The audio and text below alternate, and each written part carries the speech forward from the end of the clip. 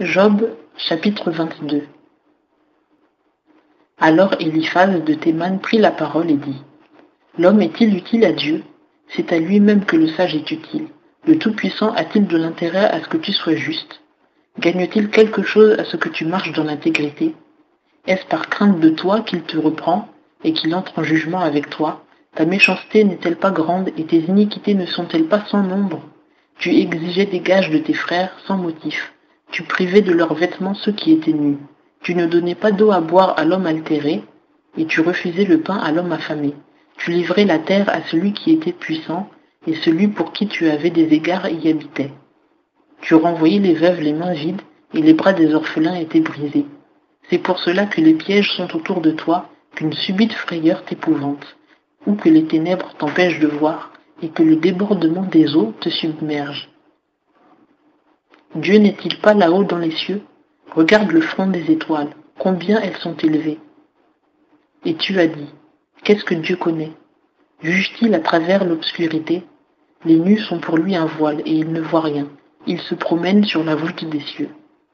Veux-tu suivre l'ancien chemin où ont marché les hommes d'iniquité, qui ont été retranchés avant le temps, et dont un fleuve a emporté les fondations, qui disaient à Dieu, éloigne-toi de nous? Et que leur avait fait le Tout-Puissant? Il avait rempli leur maison de biens. Ah, loin de moi le conseil des méchants. Les justes le verront et se réjouiront. L'innocent se moquera d'eux. Certainement, notre adversaire a été détruit. Le feu a dévoré ce qui en restait. Attache-toi donc à lui, et tu seras en paix, et il t'en arrivera du bien. Reçois de sa bouche l'instruction, et mets ses paroles dans ton cœur. Si tu reviens au Tout-Puissant, tu seras rétabli.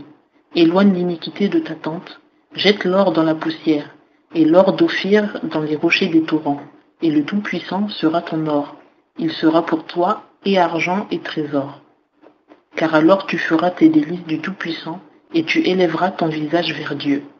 Tu le supplieras et il t'exaucera, et tu lui rendras tes vœux. Si tu formes un dessein, il te réussira, et la lumière resplendira sur tes voies. Quand on aura humilié quelqu'un, et que tu diras qu'il soit élevé, Dieu délivrera celui qui avait les yeux baissés. Il délivrera le coupable, il sera délivré par la pureté de tes mains.